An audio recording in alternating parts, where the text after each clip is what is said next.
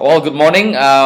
It's a new week again. Isaiah chapter 49 was preached by Pastor Sam last Sunday. I hope that the series on Isaiah has been helpful. It has been for me. I haven't read Isaiah in this manner before in a closer look. Previously, when you read this kind of prophecies, you just end up, what is this guy talking about? You just brush it off, perhaps, and just go through and just reading for the sake of reading it.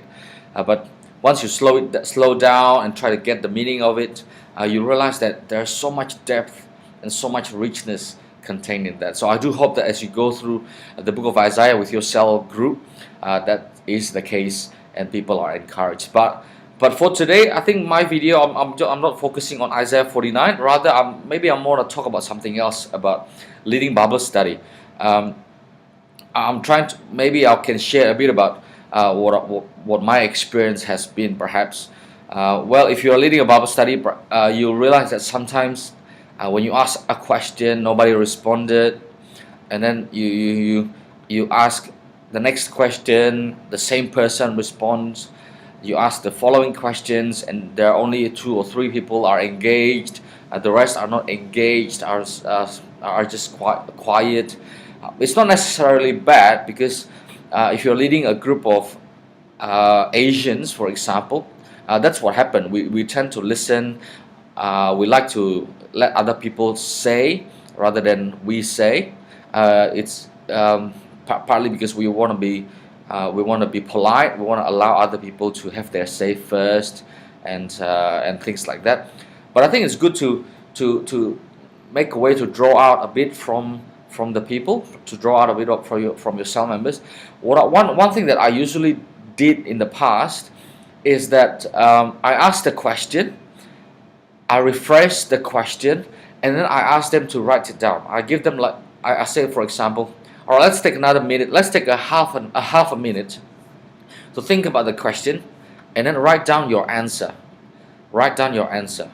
So I get them to write down their answer on the booklet, on a piece of paper, and then you watch their body language. Because when there are some people who are writing down, there are some people who will be deep in thought, there will be some people who don't care. You will see this kind of dynamic happening during that half a minute. It's very powerful. And then once that half a minute is done, then you have the freedom to ask, you have the freedom to point someone to answer the question, because you know they have an answer. You know they have written down something on a piece of paper. Then you can ask, Jim, I saw that you have written something there. Would you mind sharing with us what you think? And then what about you, Sharon, for example? Yeah, I said that I saw that you are deep in thought. Is there anything that you are thinking of? And then after that, once they share, and then people feel free to share as well, because they have written something. You have given them enough time to think about the answer. So maybe try that this coming week, this coming few weeks, and see how it will be helpful for your cell group Bible study. So yeah, just get them to write down something, and then feel free to point someone to answer the questions, knowing that they have written something. I think that is okay, and I feel like it helps with the dynamic of the discussions. I might share another tip next video, but anyway, and then also this is exam time, and holiday is coming soon, a uni holiday and also school holiday. So perhaps think about a possibility of combining with other cell group, maybe for 1 week. Just combine with other cell group, do something together, or perhaps invite a speaker, invite a pastor, a speaker to talk about difficult issues. Perhaps there are some issues that your cell members have been discussing about, have been wrestling about, but there's no specific answer. So maybe invite a pastor, invite someone who can talk on that.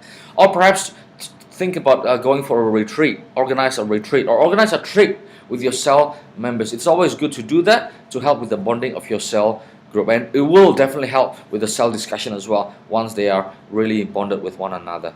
Well, that's it from me. Happy with the World Cup. Netherlands is moving forward, the strongest in his group, in the group. So I hope that they will continue further. So go Netherlands. For the rest, good luck. Well, maybe I feel like I will regret this post one day. But anyway, have a great week. I'll see you next time.